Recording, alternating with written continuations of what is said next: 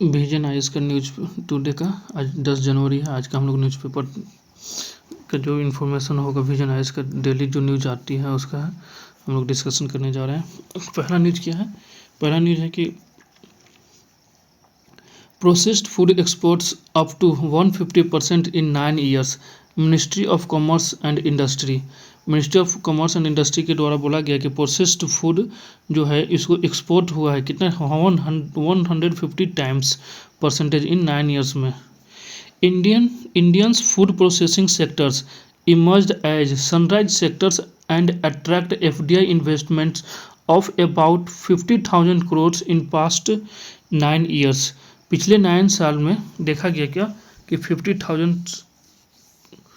15,000 crore FDI का investment हुआ है अपने प्रोसेसिंग फूड सेक्टर्स में।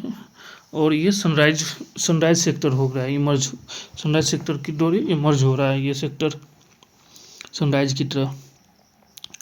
Processed food segments contributions to agri exports has growth 23%। Processed food segments में एग्री एक्सपोर्ट्स का कंट्रीब्यूशन कितना रहा, कितना का ग्रोथ हुआ? तो 23% का। India has 158 food and agri geographical indications GI tag जिसको बोलते हैं GIS and 708 unique food items across districts under one district one products initiatives। ODOP के द्वारा I means one district one products के इनिशिएटिव में क्या गया है कि इंडिया के पास 158 फूड है और एंड एग्री जोग्राफिकल इंडिकेशन है एंड 708 यूनिक फूड आइटम्स है इंडिया के पास। किसके इनिशिएटिव के द्वारा? तो वन डिस्ट्रिक्ट वन फूड के इनिशिएटिव के अंडर में। Indian food processing market is estimated to reach $535 billion by 2025 का में एस्टिमेट किया जा रहा है कि 535 बिलियन डॉलर का प्रोसेसिंग फूड मार्केट का एस्टिमेट किया जा रहा है। Significance of food processing sector, significance क्या है इनका? बूस्ट फार्मर्स इनकम, फार्मर का इनकम में बूस्ट होगा। By value addition and reducing waste. Generate employment का जनरेट किया जाएगा। फॉरेन एक्सचेंज में अर्निंग आएगी। फूड एंड न्यूट्रिशन सिक्योरिटी का इंश्योर किया जाएगा। चैलेंजेस क्या है फूड प्रोसेसिंग सेक्टर में? Infrastructure bottlenecks, lack of trained man power, high food wastage.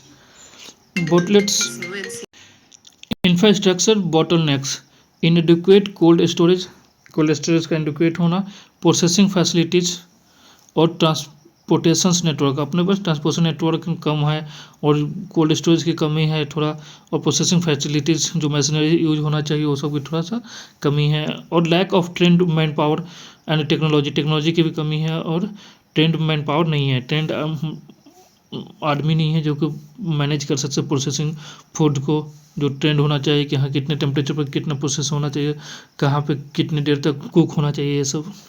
High food wastage, around 74 million tons of food is lost in every year. Initiative taken to promote food processing sectors, क्या initiative लिया गया है? तो पहला योजना कौन सा है? प्रधानमंत्री किसान संपदा योजना। Mega food park is one of its components. ODOP initiatives, a new identity to small farmers and small industry।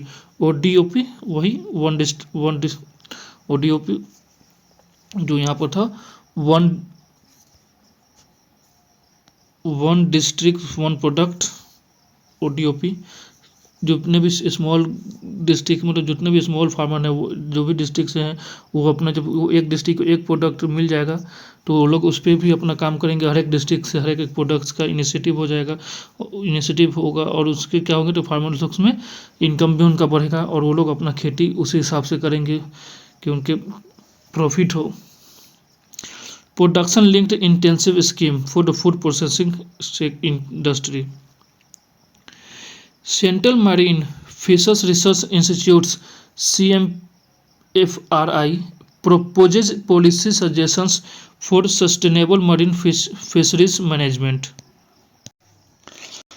India is the third largest fish producing country and ranks second in the aquaculture productions। हम लोग पिछले news में भी हम लोग बैठे क्या कि India the third largest fishing producing country है और सेकेंड इंडिया एक्वाकल्चर प्रोडक्शन में है।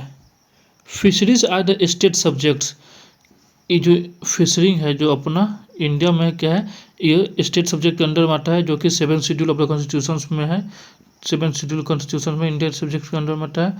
वाइल जो एक्सक्लूसिव इकोनॉमिक जोन है, जैसे कि मान लो ये इंडिया का है और यहाँ से ये गुजरात है, यहाँ से इंडिया, तो ये जो एक्सक्लूसिव इकोनॉमिक जोन है यहाँ से जो 12 नॉटिकल माइल्स तक होते हैं, जो कोस्टल एरिया से 12 नॉटिकल माइल्स तक जो होता है, ये सब किसके अंडर में आता है, तो सेंट्रल लिस्ट के अंडर में आता है, यानी यूनियन लिस्ट के अंडर में लिस्ट में आता है। और ये कोस्टल एरिया के अंडर में जितने भी है वो सब स्टेट लिस्ट में आते हैं, जो कि अपना कॉन्स्टिट्यूशन के 7 शेड्यूल में है। और कोस्टल एरिया के बाहर जितना भी है वो सब यूनियन लिस्ट में आता है, 12 नॉटिकल माइल्स तक है इकोनॉमिक एक्सक्लूसिव इकोनॉमिक जोन के। तो वही बता रहा है कि fishing as the state subjects 7 schedule के अंडर में आता है जो कॉन्स्टिट्यूशन में है। और fishing and fisheries beyond territorial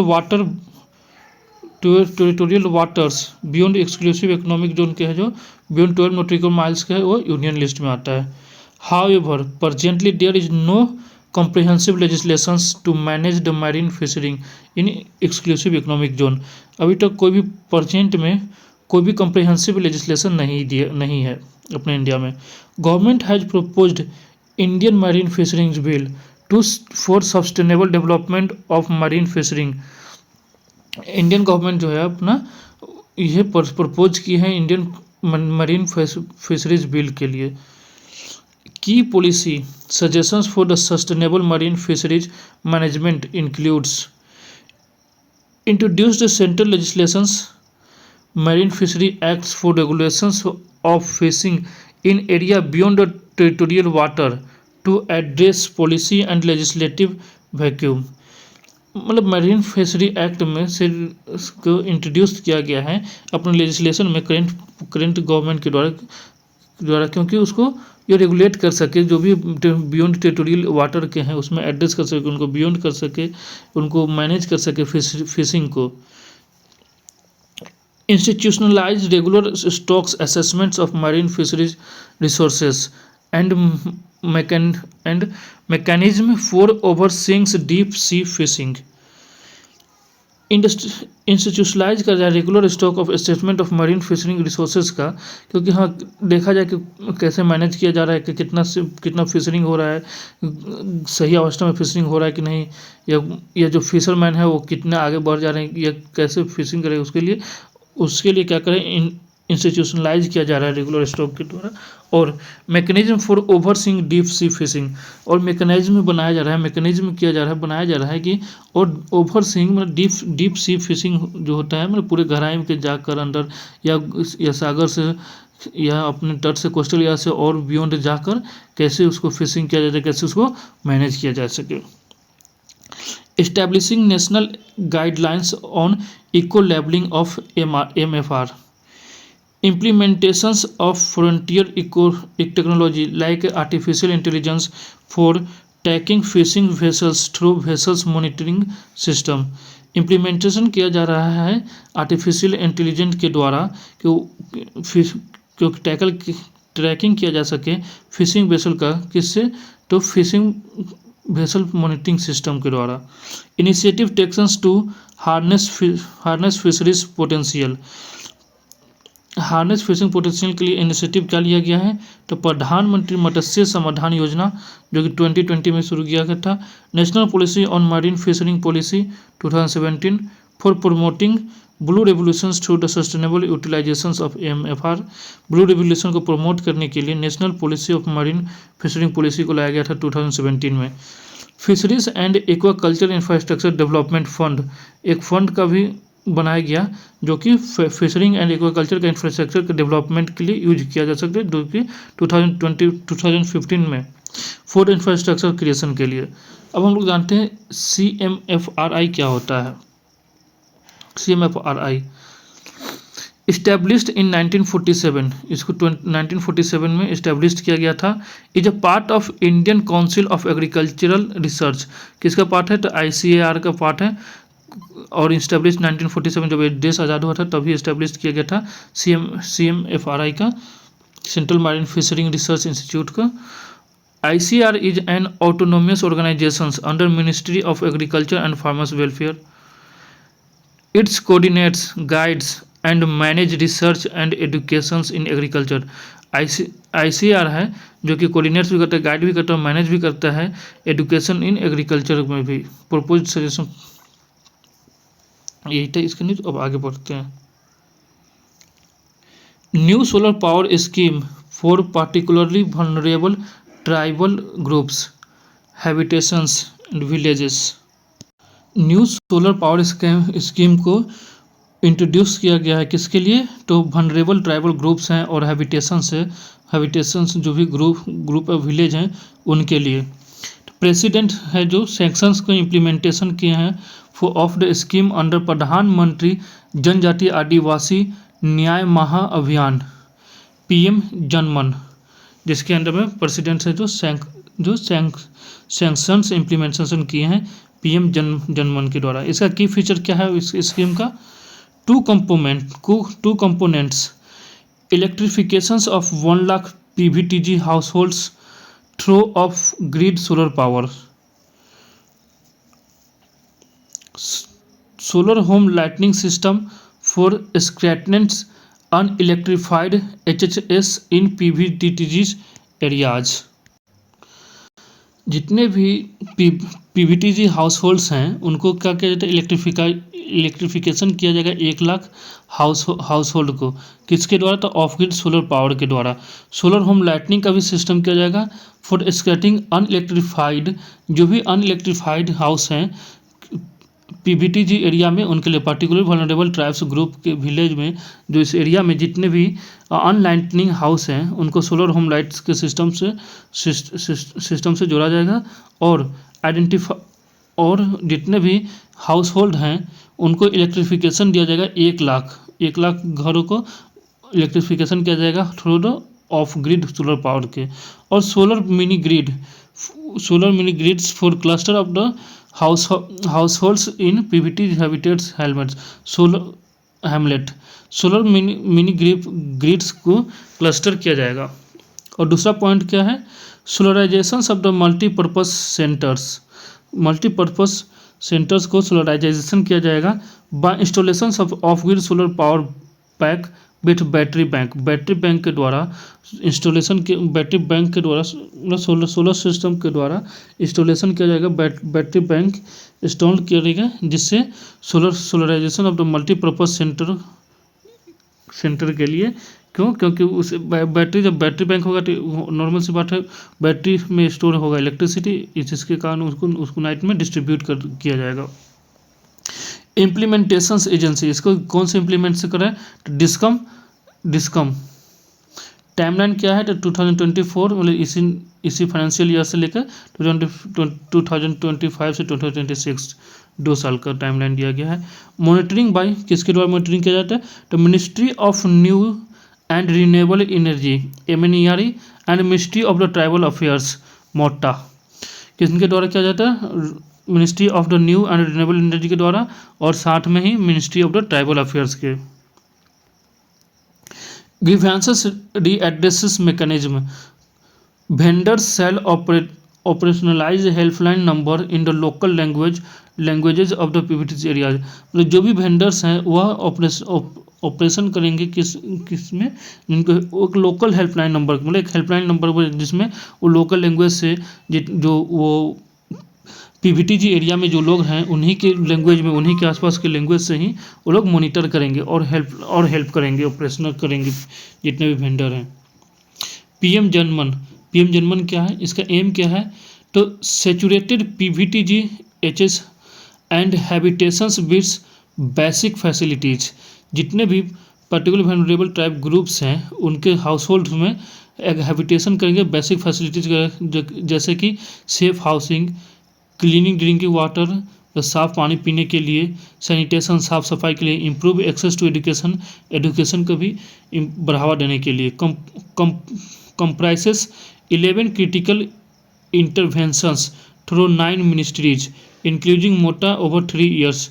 comprise 11 critical inventions हो रहे हैं तो 9 मिनिस्ट्री के द्वारा, इसके साथ में ही मोटा भी है जिसको बोलते हैं मिनिस्ट्री ऑफ ट्राइबल अफेयर्स 3 साल से। इम्प्लीमेंटेशंस एंड कंट्रीब्यूशंस ऑफ, क्या इम्प्लीमेंटेशन और कंट्रीब्यूशन होगा एज सेंट्रली स्पॉन्सर स्कीम, जो भी सेंट्रल के द्वारा स्पॉन्सर किया जाएगा उसके स्कीम में विथ इन पार्टनरशिप किसके द्वारा, स्टेट गवर्नमेंट और यूटी एडमिनिस्ट्रेशन के द्वारा। सेंट्रल स्पॉन्सर स्कीम को इम्प्लीमेंट किया जाएगा किसके साथ में, किसके पार्टनरशिप के द्वारा में, स्टेट गवर्नमेंट के द्वारा, जो स्टेट्स में पीवीटीजी होंगे उनके गवर्नमेंट के द्वारा, और जो यूटी मतलब यूनियन टेरिटरीज के एडमिनिस्ट्रेशन के द्वारा, जो यूनियन टेरिटरी में पार्टिकुलरली वल्नरेबल ट्राइबल ग्रुप्स होंगे उनके लिए। सेंट्रल सेक्टर स्कीम, अब सेंट्रल सेक्टर स्कीम के द्वारा जैसे कि थ्रू लाइन मिनिस्ट्रीज डिपार्टमेंट। अब हम लोग जानते हैं पीवीटीजी के बारे में, particularly vulnerable tribal groups, centrally recognised special categories from among the scheduled tribes, first recognised in 1975 as a primitive tribal groups on recommendations of U N Dhebar commission Dhebar commission के द्वारा पहला रिकमेंडेशंस मिला गया था और फर्स्ट टाइम रिकॉग्नाइज किया गया था कब, 1975 में। इन 2006 में भी been renamed as a PVTG, पहले क्या नाम था, सिर्फ पीटीजी प्रिमिटिव ट्राइबल ग्रुप्स, अब नाम रख दिया गया 2006 में पार्टिकुलरली वल्नरेबल ट्राइबल ग्रुप्स, फिर से उसको रीनेम किया गया।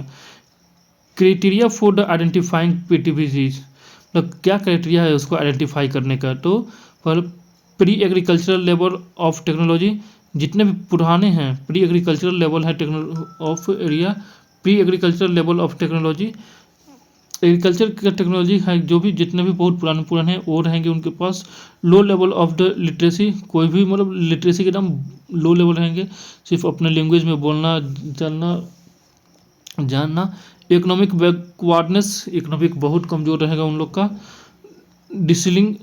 डिक्लाइनिंग और स्टैग्नेंट पॉपुलेशंस, उनका पॉपुलेशन डिक्लाइन कर रहा होगा या ख़त्म हो रहा होगा। करेंटली देयर आर 75 पीवीटीजीज, अभी तक कितने हैं टोटल, 75 हैं पीवीटीज। नेक्स्ट न्यूज में आते हैं।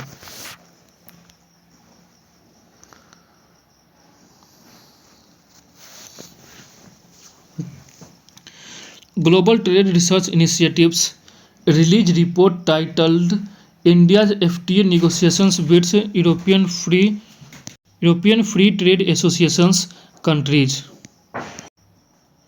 India encounters challenges in negotiations free trade agreement with Switzerland and other AFTA nations during the final round talk। जो यूरोपियन यूनियन के द्वारा के साथ में अपना इंडियन फ्री ट्रेड एग्रीमेंट करने जा रहा है, उसमें मतलब फाइनल राउंड जो टॉक चला था उसमें भी संघर्ष करना पड़ रहा है, मतलब इंडिया को नेगोशिएशन करना पड़ रहा है फ्री ट्रेड एग्रीमेंट के लिए स्विट्जरलैंड के साथ भी और EFTA के साथ भी। उसी पर ग्लोबल ट्रेड रिसर्च इनिशिएटिव्स ने एक रिपोर्ट रिलीज किया जिसका टाइटल नाम रखा था क्या था, India FTA negotiations with European trade associations countries. अब इसमें क्या क्या इंक्लूड्स हैं, दिस इंक्लूड्स क्या, तो Switzerland decisions to eliminate import duties, जितने भी इंपोर्ट ड्यूटीज हैं उसको एलिमिनेट करने के लिए स्विट्जरलैंड का डिसीजन है। On all industry goods for all countries starting from 1 January 2024 limits FTA utility for India, India के लिए क्या है FTA यूटिलिटी लिमिट्स है और सभी कंट्रीज के 1 जनवरी 2024 के लिए इंपोर्ट ड्यूटीज एलिमिनेट कर दिया गया है, स्विट्जरलैंड का डिसीजन है। EFTA European free trade associations for traffic free entry on major imports, मतलब European free trade association countries के लिए क्या है कि ट्रैफिक फ्री एंट्री है किस पर, तो जैसे कि गोल्ड के इंपोर्ट्स पर, फार्मास्यूटिकल के इंपोर्ट्स पर, वॉचेस पर, कॉटन पर, चॉकलेट्स पर और सोयाबीन ऑयल पर और बहुत सारी चीज़ पर। Large trade deficits in favour of EFA countries resists gains for India. Large trade deficits है किसके फेवर में है, तो EFA के कंट्रीज में है, मतलब यूरोपियन ट्रेड एसोसिएशन कंट्रीज के फेवर में है, और स्ट्रिक्ट गेन कर रहा है इंडिया के लिए। In financial year 2023 Indian trade deficits with Switzerland कितना तक चला गया था, तो $14.45 बिलियंस का ट्रेड डिफिसिट हुआ फाइनेंशियल ईयर स्विट्जरलैंड के साथ में इंडिया का। गोल्ड ट्रेड कॉम्प्लिकेशंस, गोल्ड के ट्रेड के लिए कॉम्प्लिकेशंस क्या हो रहे हैं, तो complexity surrounding inclusion of the gold in FTA free trade organisation में and compliance with rules of origin conditions. जितने जो भी ओरिजिन कंडीशंस हैं उनके जो रूल हैं उससे क्या हो रहे हैं, कॉम्प्लिकेशंस हो रहे हैं। Gold accounts of 80% of India's imports from Switzerland, 80% का इम्पोर्ट होता है स्विट्जरलैंड से। India faces challenges in agriculture exports, agriculture exports में भी इंडिया का चैलेंजेस फेस कर रहा है, किससे, तो स्विट्जरलैंड से, due to complex web traffic, complex web traffic के कारण, क्वालिटी स्टैंडर्ड्स के कारण और अप्रूवल रिक्वायरमेंट के कारण।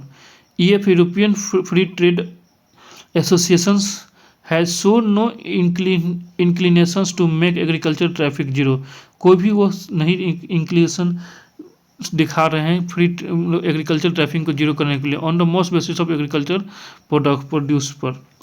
Trade related intellectual property rights plus protections requested by EFA countries may come in conflicts with Indian domestic regulations of intellectual property rights, especially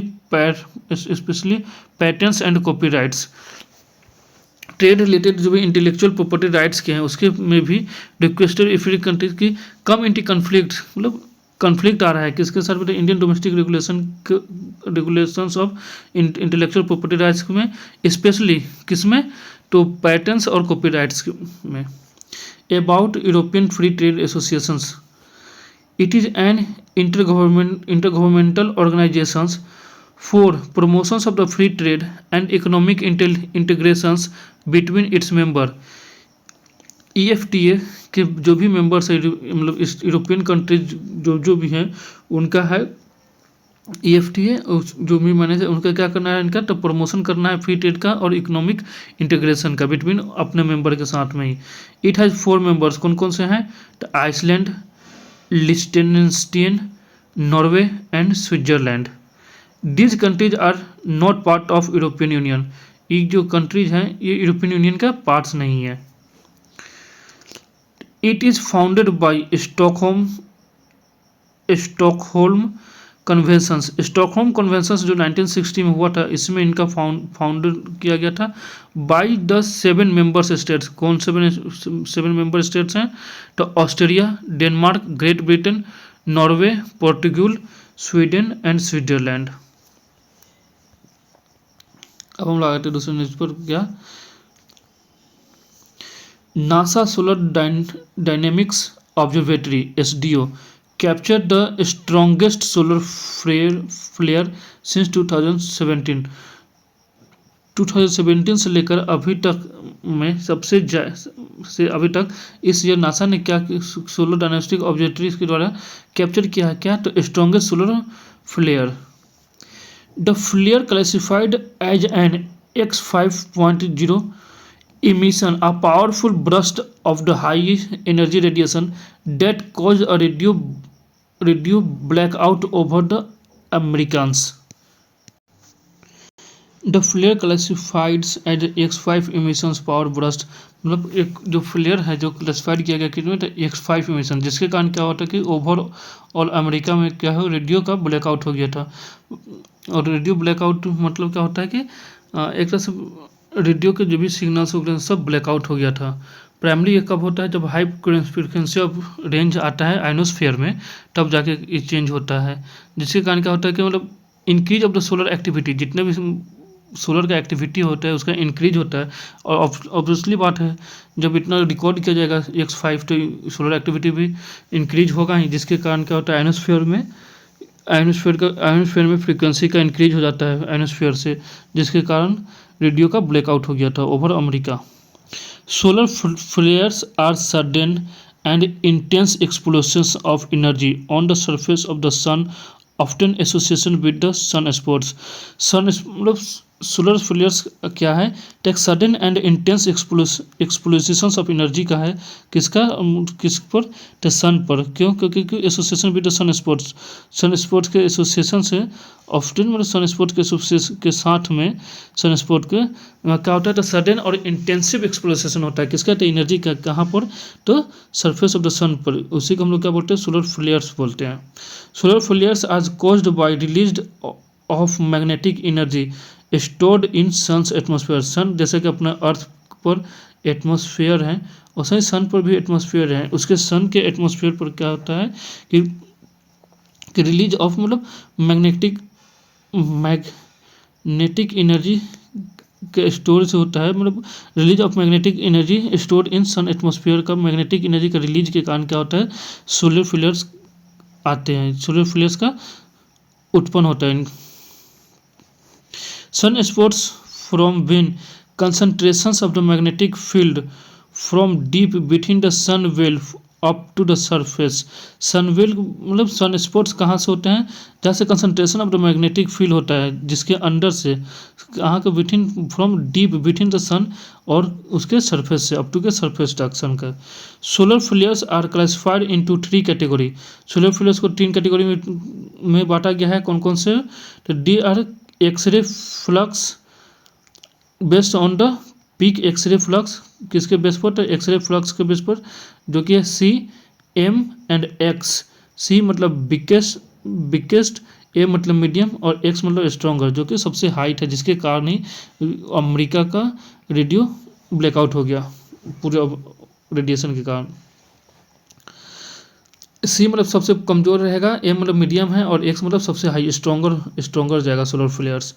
they are further classified from 1 to 9 with the higher numbers indicates more powerful frame. तो 5 यानी कि 5 times higher था, 1 से लेकर देखा जाए 9 के बीच में, तो 5 मिडिल में आता है, तो 5 आया था, जो कि हायर इंडिकेशन करता है जैसे जैसे ऊपर फ्लेयर्स नंबर जाएगा तब से। Effects of the solar flames on earth, earth पर क्या इसके इफेक्ट होंगे, तो can interfere with the signals of radio communication, जो कि यहाँ पे हम लोग जाने के कि रेडियो ब्लैकआउट हो गया था ऊपर अमेरिका में, तो इंटरफेयर करेगा किसमें, तो रेडियो कम्युनिकेशंस में और नेविगेशन सिस्टम में, जो कि अपना GPRS हो चाहे कुछ भी नेविगेशन सिस्टम होते हैं उसमें भी इंटरफेयर करेगा, एंड सैटेलाइट में भी। Radiations storm can pose a risk to astronauts, spacecrafts and aircrafts. ये क्या एक रिस्क है, किसके लिए भी, रेडियो स्टॉर्म रिस्क है, किसके लिए, तो एस्ट्रोनॉट्स के लिए भी, स्पेसक्राफ्ट्स के लिए भी और एयरक्राफ्ट्स के लिए भी। And people exposed to high altitudes और पोलर रीजन्स, जो पीपुल एक्सपोज कर सकते हैं हाई लैटिट्यूड्स और पोलर रीजन पे। क्यों, क्योंकि रेडिएशन है ना, रेडिएशन आएगा तो कम्युनिकेशन सिस्टम पर जब इंटरफेयर किया जाएगा तो इस पर भी रिस्क है। एस्ट्रोनॉट्स को जो वहाँ रहते हैं, ये एस्ट्रोनॉट्स जो रहते हैं सैटेलाइट के द्वारा जो एस्ट्रोनॉट्स जाते हैं वहाँ पे जो स्पेस स्टेशन है वहाँ पे जो उनको भी प्रॉब्लम हो सकता है। स्पेस क्राफ्ट में भी क्योंकि सिग्नल नहीं मिलेगा तो जिस स्पीड से जाना चाहिए उसका स्पीड भी इंक्रीज हो सकता है, कम भी हो सकता है, जो डेटा आएगा डेटा करप्ट भी हो सकता है। एयरक्राफ्ट्स के में भी। सोलर फ्लेयर्स फ्लोड बाय किसके कारण होता है, तो coronal mass ejections and cause geometrical storms. Coronal जो मास इजेक्शन होता है जिसके कारण ये जियोमेट्रिकल स्टॉर्म्स आते हैं उसके सोलर फ्लेयर्स फ्लोड होता है। Temporary distributions of the earth magnetic field, earth के मैग्नेटिक फील्ड के कारण वो टेम्पररी डिस्ट्रीब्यूशन हो जाता है। This affects power grid, power grid पे भी इफेक्ट्स करता है, पाइपलाइंस पे भी इफेक्ट करता है, रेलवेज को भी इफेक्ट करता है। और कॉज ऑरोरास और क्या, and causes auroras. Auroras means a colourful glowing halo around the poles, मतलब पोल्स के अराउंड में क्या होता है, कलरफुल ग्लोइंग हेलो बन जाता है, उसी को हम लोग क्या बोलते हैं, ऑरोराज करके। बहुत सारे आप ब्रॉडकास्ट या बहुत सारे यूट्यूब शॉर्ट्स में भी देखे होंगे कि एक बहुत सा एक जैसे कि ये अर्थ है, अर्थ के जो पोल पर है वहाँ पे बहुत सारे कलरफुल हेलो बन जाते हैं, मतलब बहुत अच्छा अट्रैक्टिव लगता है देखने में, उसी को हम लोग क्या बोलते हैं, ऑरोराज बोलते हैं। कोरोनल मास इंजेक्शंस, मतलब कोरोनल का मास इंजेक्शंस होगा, and huge bubbles of radiations and particles from the sun, sun के द्वारा बहुत ज़्यादा बबल्स और रेडिएशन के पार्टिकल्स आएंगे, और कोरोनल मास इंजेक्शन होगा जिसके द्वारा। Solar dynamic observatory, solar dynamic observatory के बारे में थोड़ा सा जान लेते हैं। Launched in 2010, first missions launched for NASA's living with the star programme, LWS के द्वारा फर्स्ट मिशंस लॉन्च किया गया था, किसके द्वारा, तो नासाज का लिविंग विथ स्टार्स प्रोग्राम के under. LWS is designed to understand caused for of solar variability and its impact on the earth. It studies how solar activity is created and how space weather comes from that activity.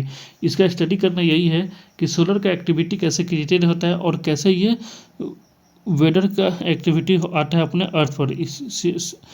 इसी के related भी अपने India वाले ने सन पर एक और mission जो मिला, जो हम लोग कल पढ़े थे, L1 वाले, जो कि 5 तरह के होते हैं, 5 तरह का था, L1, L2, L3, L4, L5।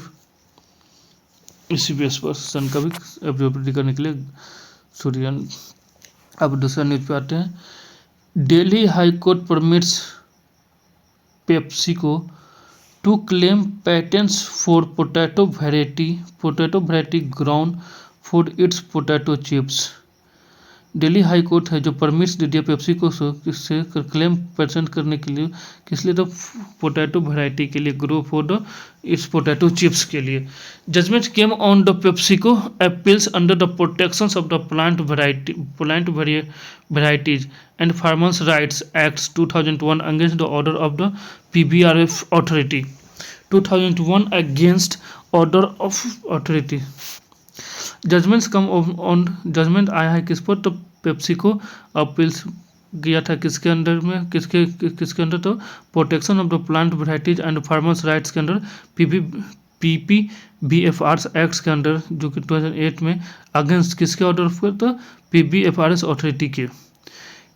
PPFR authority has revoked PepsiCo registrations with respect to plant variety FL 2027। PBF authority है जो रिवोक कर दिया, मतलब हटा दिया था पेप्सिको रजिस्ट्रेशन का, विथ रिस्पेक्ट टू किसके respect to plant variety FL 2027। FL 2027 is a chipping potato variety. क्या है, एक चिपिंग पोटैटो वेराइटी है FL 27 with low external detections which is grown exclusively for PepsiCo bye some farmers. कुछ farmers के द्वारा specially PepsiCo के लिए PepsiCo के लिए पोटैटो का ग्रोन किया जाता है, जो कि लो एक्सटर्नल डिफेक्ट्स है उसमें। It has high dry market, high solids contents and stable sugar. उसमें क्या है, तो हाई ड्राई मैटर है और हाईली सॉलिड्स कंटेंट शुगर है, और उसमें स्टेबल शुगर भी है, making its highly suitable for manufactures of chips, जो कि बहुत अच्छा सूटेबल है किस लिए, तो चिप्स के मैन्युफैक्चर के लिए। Under WTO, under world trade organisation, TRIPS agreements on the trade related aspects of intellectual property rights, it is obligatory for the farmers to provide protections to the new plant varieties. Under world trade organisation के under TRIPS जो है, it is obligatory, मतलब obligatory क्या for farmers के लिए, तो provide करे protection to the new plant variety के लिए। Under this India enacted PBRC act, ये किसके अंडर इनैक्ट करते हैं, तो PPBRF के एक्ट के अंडर में। A plant variety which conforms to criteria of the distinctiveness, uniformity and stable dues is eligible for the registrations under PBRS. A plant variety which conforms, a plant variety को conform to the criteria of, किसके criteria के अंदर में, तो dues के, and eligible है किसके, तो रजिस्ट्रेशन अंडर PPBFR एक्ट के अंडर में। अब हम लोग जानते हैं PPBFR acts recognise following rights, क्या क्या कौन सा राइट्स उसके पास है, तो फार्मर राइट्स, क्या the registrations and the protections of the new variety, जो भी नया वैरायटी आएगा उसका रजिस्ट्रेशन और प्रोटेक्शन का। फार्मर्स वैराइटीज़, फार्मर्स के वैराइटीज़ के लिए। एक्सटेंड वैरायटी, एक्सटेंड वाले वैरायटी के लिए। Rewards for the conversations of the plant genetic resources, rewards दिया जाएगा किस लिए, द कंजर्वेशन करने के लिए, कौन सा प्लांट और जेनेटिक रिसोर्स का, प्लांट का। रिसर्च राइट्स, रिसर्चर्स राइट क्या है, the use of the any registers varieties for the experiment. Breeds rights, इसके पास ब्रीड्स राइट्स भी है, रिसर्च राइट्स भी है और फार्मर्स का राइट्स भी है। ब्रीड्स राइट्स कौन सा था, exclusive rights to produce, sell, import और export. PPVRF authority, it is a statutory body under PPVFR Acts established in 2005 में इस्टेब्लिश किया था।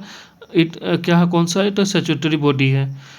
Comes under ministry of agriculture and farmer welfare, किसके अंडर में आता है, तो ministry of agriculture and farmer welfare के अंडर में। फंक्शन क्या है, इट इंक्लूड्स रजिस्ट्रेशन, वहाँ जो यहाँ पे देखे तो फ्लोइंग राइट्स भी फंक्शन हो जाते हैं।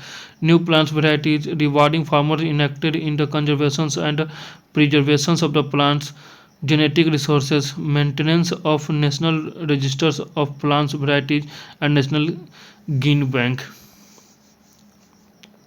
न्यूज इन ऑल्सो, ये भी क्या न्यूज में रहा था,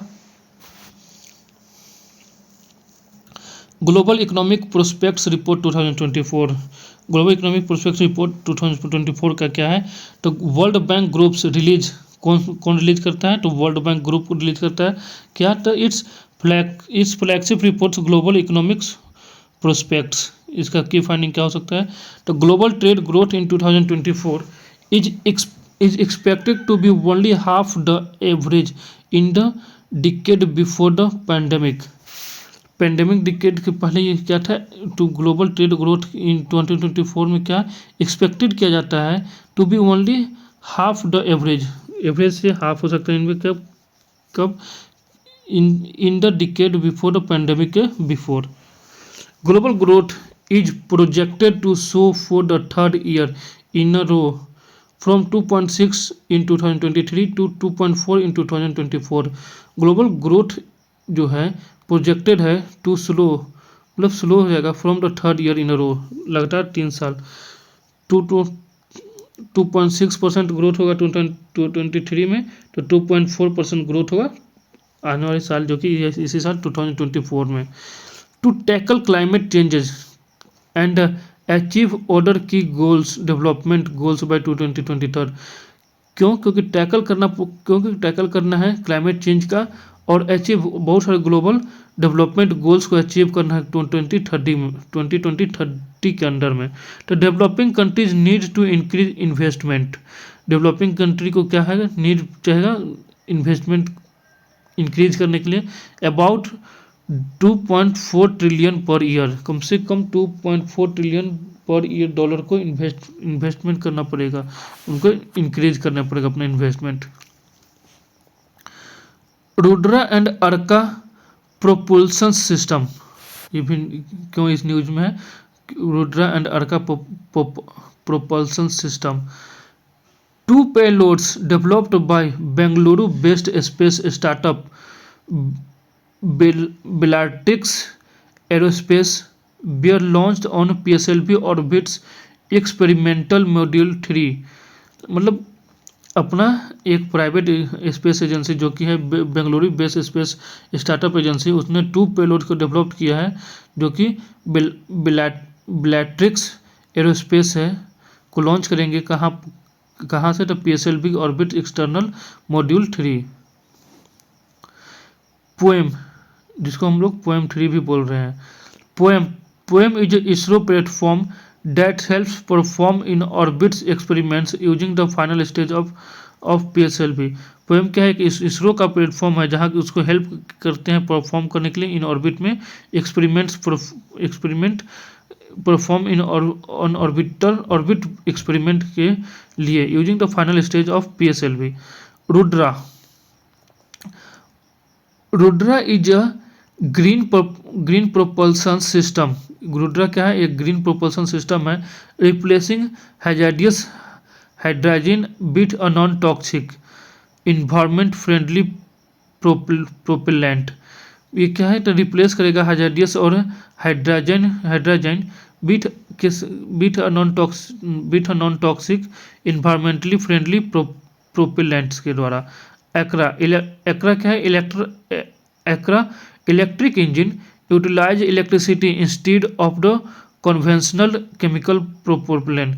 जो कन्वेंशनल केमिकल प्रोपेलेंट्स है उसको यूटिलाइज करेगा किससे, किसको हटाकर, तो कन्वेंशनल केमिकल प्रोपेलेंट्स को, तो इलेक्ट्रिसिटी में एनर्जी यूटिलाइज इलेक्ट्रिसिटी के द्वारा।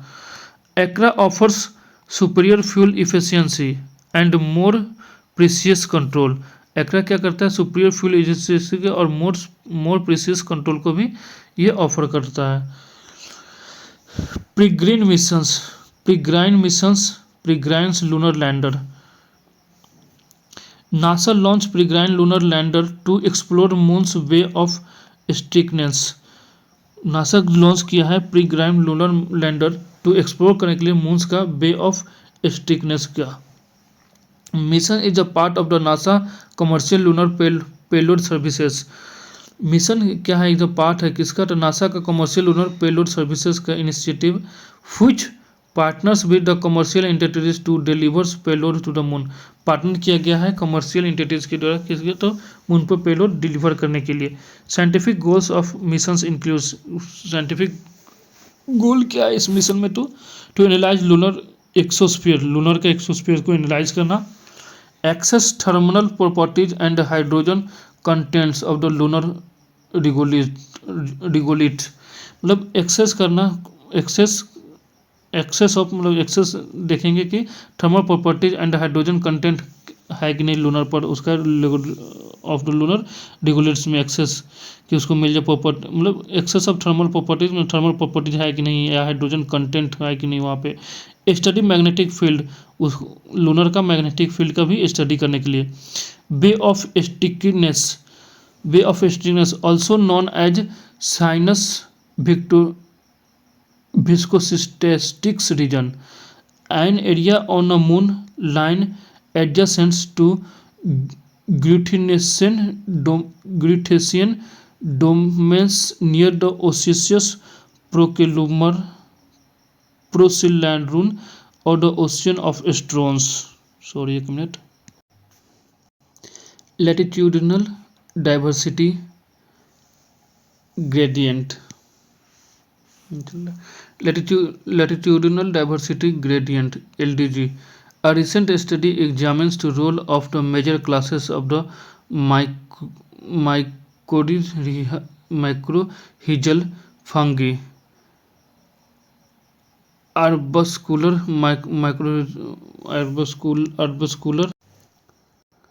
common at the higher latitude, support the single tree species and reducing the diversity। अगर जाते हैं machine to machine and wireless personal area network, wireless local area network WPN and WLAN। Department of the telecommunications has extended M2M and WPN and WLAN registrations to all the entities engaged in the business। WPN मतलब department of टेलो company क्या है, department उन्होंने क्या किया, तो extend कर दिया M2M मतलब man to machine, machine to machine और the wireless personal area network के all the entities engaged in business में, जितने भी एंटिटीज बिजनेस में है उनको टेलीकम्युनिकेशन डिपार्टमेंट क्या है, तो एक्सटेंड कर दिया है। WPN, what is WPN? It is a personal network, क्या एक पर्सनल नेटवर्क है that use wireless communications technologies to communicate and transfer the data between the users connected device. एक डिवाइस से दूसरे डिवाइस में जो कनेक्टेड रहता है वो किस पर, तो पर्सनल नेटवर्क के थोड़ा जो एक डिवाइस से दूसरे डिवाइस में कनेक्ट होता है, इसमें क्या कर सकते हैं हम लोग, कम्युनिकेशन कर सकते हैं वायरलेसली और डेटा का ट्रांसफ़र भी कर सकते हैं आसानी से। It can be created using wifi और ब्लूटूथ, जो कि ब्लूटूथ के से भी द्वारा कर सकते हैं और वाईफाई के द्वारा भी कर सकते हैं। WLAN, it is wireless distribution method from 2 और मोर डिवाइस। इसमें क्या है, तो वायरलेस डिस्ट्रीब्यूशन मेथड है 2 और 2 से अधिक डिवाइस के बीच में। Used high frequency radio waves, ये क्या करता है use, high frequency radio wave use करता है। Often includes and access points to internet, और एक्सेस पॉइंट को भी, इंटरनेट का भी एक्सेस पॉइंट को इंक्लूड करता है। It allows users to move around coverage area, मतलब यूजर को अलाउ करता है, मतलब आपको मान लो कि आप WLAN है, WLAN ने सिस्टम का सेटअप कर दिया, तो ये मान लो कि यहाँ पे सेटअप करके इसके एरिया में जितने भी, ये मान लो कि इसका एरिया है, तो इस एरिया में आप यहाँ से भी यहाँ तक, यहाँ भी मूव कर जाएंगे तो यहाँ भी आपको नेटवर्क मिलेगा। इसको यहाँ भी मूव कर जाओगे तो यहाँ भी नेटवर्क, जैसे कि वाईफाई मान लो, वाईफाई के द्वारा एक नेटवर्क निकलता है जो कि उस नेटवर्क से वो एरिया का जहाँ तक वाईफाई करने जाता है उस एरिया में हम लोग एक स्थान से दूसरे स्थान से भी मूव करके कर सकते हैं काम। वही बोल रहा है कि it allows users to move one coverage area से दूसरे कवरेज लाइक ए होम और office while maintaining network connection.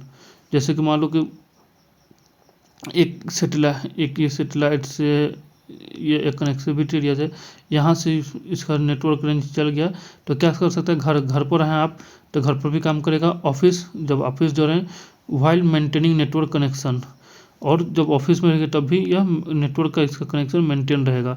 और WPN में क्या होता है कि जैसे कि मान लो वाईफाई, और वाईफाई का एक लिमिटेड एरिया रहता है, उसी एरिया के अंदर में WPN काम करेगा। और WLAN क्या हो गया कि घर से भी बैठे बैठे ऑफिस में भी जाओगे तो वहाँ भी कनेक्शन का नेटवर्क एकदम मेंटेन रहेगा।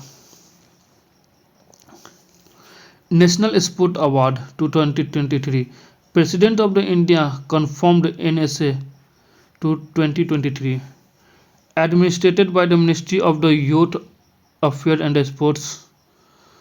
It includes following 6 core awards। कौन कौन सा, तो ध्यानचंद खेल रत्न हायर स्पोर्ट अवार्ड है ये।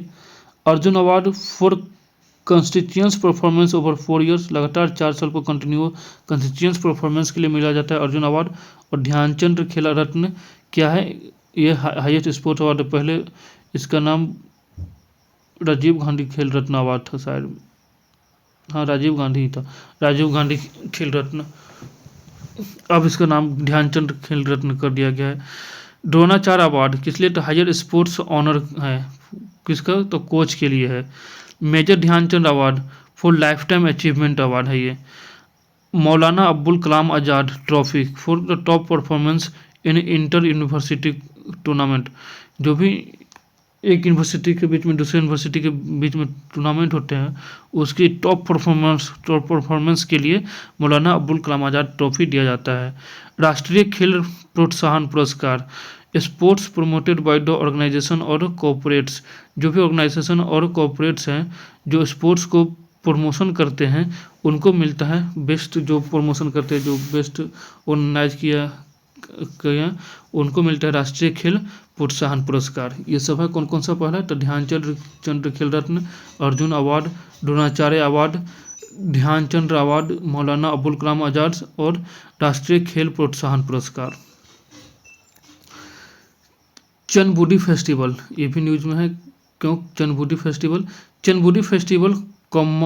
commenced from 1 January to 5 January on the bank of the Chanduli Bil lake in Kanpur district of Assam. Assam के कानपुर डिस्ट्रिक्ट में एक लेक है, कौन सा है वो लेक, तो चंदुली बिल लेक है, उसी के उसी के किनारे पर 1 से 5 जनवरी के बीच में एक चंदुबी फेस्टिवल को सेलिब्रेट किया जाता है। It is mainly celebrated by Rabha and Hajong communities. कौन से कम्युनिटीज़ के द्वारा ये सेलिब्रेट किया जाता है मेनली, तो राभा एंड हाजोंग कम्युनिटीज के द्वारा। From Rabha Hajong autonomous council. It is an annual festival that display Assamese culture and traditional.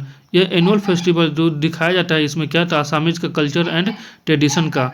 Featuring क्या है इसका, diverse activities including folk music performance folk किया जाता है, ट्रेडिशनल डांस किया जाता है और लोकल हैंडीक्राफ्ट्स जो एग्जीबिशन लगाए जाते हैं लोकल हैंडीक्राफ्ट्स का। रिपोर्टली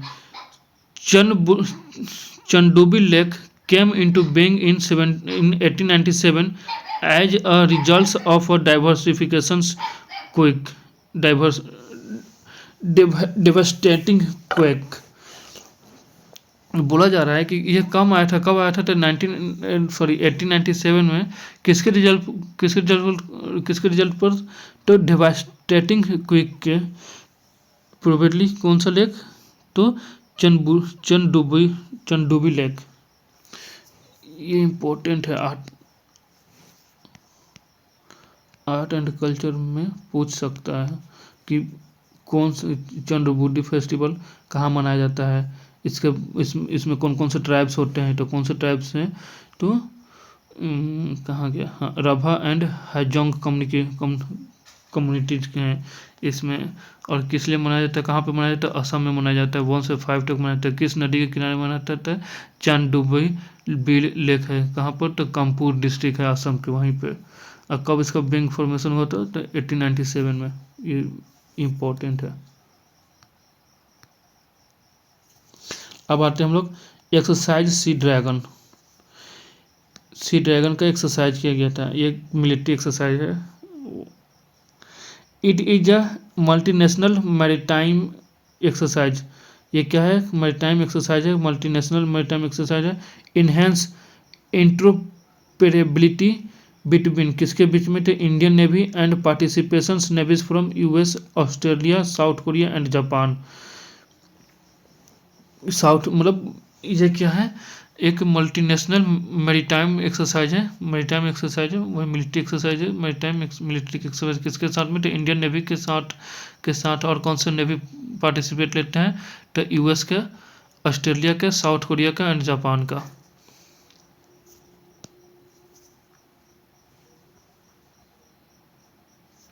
प्लेस इन न्यूज, कौन आज के डेट में कौन सा प्लेस था न्यूज में, तो टिमोर टेस्टे, कैपिटल दिल्ली। ये दिल्ली नहीं, इंडिया की कैपिटल नहीं है, इसका कैपिटल का नाम है दिल्ली। हम लोग दिल्ली बोलते हैं, ये दिल्ली है, Delhi. टिमोर टेस्टे। Indian prime minister held a bilateral meeting with the presidents of the टिमोर टेस्ले। टिमोर टेस्ले के प्रेसिडेंट के साथ में अपना इंडियन प्राइम मिनिस्टर क्या है, एक बायलैटरल मीटिंग किए हैं, किसके साथ में, तो प्रेसिडेंट ऑफ द टिमोर टेस्ले, अपने prime minister Narendra Modi ji. Political feature, इसका पॉलिटिकल फीचर्स क्या है, तो आइसलैंड कंट्री है, किसका, तो साउथ ईस्ट एशिया का। ये देखो, ये है दिल्ली, ये है दिल्ली। आइसलैंड कंट्री है किसका, तो साउथ ईस्ट एशिया का। ये हो गया मलेशिया, ये हो गया Indonesia, Philippines, Thailand, Papua New Guinea and Indonesia. East Timor, ये है दिल्ली। आप देख सकते हैं ये पैसिफिक ओशन है। थाईलैंड, मलेशिया, इंडोनेशिया, इधर अपना इंडिया आ जाएगा, इधर इसी को South East Asia, South China Sea, यहाँ पर चाइना है। फिलीपींस के कैप्चर को लेकर चाइना पे पूरी ये रहता है, इंडोनेशिया इसी का। अब तो याद हो जाएगा ना, ऑस्ट्रेलिया के नाम ठीक बगल में, नेबर कंट्री बोला जाए तो कौन सा, तो Delhi. Iceland country of the South East Asia, bounded by the Timor Sea. हम लोग देख लिया, टिमोर सी से ये बाउंडेड है। साउथ ईस्ट में बेटर स्टेट, नॉर्थ में, जो इसका नॉर्थ में वो बेटर स्टेट्स है। ओबाई स्टेट्स नॉर्थ ईस्ट में इसका ओबाई स्टेट है। एंड वेस्टर्न टिमोर, वेस्टर्न, ये जो ईस्टर्न टिमोर है इसी का इधर वेस्टर्न टिमोर होगा। Western Timor part of the Indonesia province, Indonesia का, ये जो इंडोनेशिया इसी का पार्ट है। East Nusa Tenggara to the south west में, ये जो साउथ वेस्ट में यहाँ पर। जोग्राफिकल फीचर्स क्या है इसका, तो climate dry tropical climate and moderate rainfall. इसका क्लाइमेट क्या है, ड्राई ट्रॉपिकल रहेगा और मॉडरेट रेनफॉल, मतलब रेनफॉल होते रहता है मॉडरेट टाइप का। हाईएस्ट पॉइंट क्या है, तो माउंट टाटा मैलाऊ क्या है, एक हाईएस्ट पॉइंट है। ये न्यूज इम्पोर्टेंट है कम ही रहा था हाइलाइट्स में, बट बहुत इंपॉर्टेंट न्यूज़ है। क्यों? क्योंकि एक छोटा कंट्री है और इसे मिलने के लिए, इसके प्रेसिडेंट से मिलने के लिए क्या बायलैटरल मीटिंग रखे थे अपने प्राइम मिनिस्टर जी नरेंद्र मोदी जी। और ये क्या नाम है, टिमोर टिस्टे, और इसका कैपिटल दिल्ली, याद तो रहेगा दिल्ली से दिल्ली। डेट्स ऑल, इतना ही आज का न्यूज़पेपर का न्यूज़। आप लोग बताइएगा, डेट्स ऑल। जो भी गलती होगी उसमें आप लोग रिव्यू दीजिएगा कमेंट करके। अगर आप लोग चाहते हैं इससे ज़्यादा भी एक्सप्लेन करने के लिए तो मैं इससे ज़्यादा भी और डिटेल से एक्सप्लेन कर सकता हूँ। अभी स्टार्टिंग कर रहा हूँ, जो भी होगा बताइएगा जहाँ जहाँ पे भी होगा गलती, और मैं अच्छा से, अगर आप चाहते हैं इससे और डिटेल में एनालिसिस करने का और डिटेल में एक्सप्लेन करने का तो मैं और भी डिटेल में इसको एक्सप्लेन कर सकता हूँ। That's all, thank you.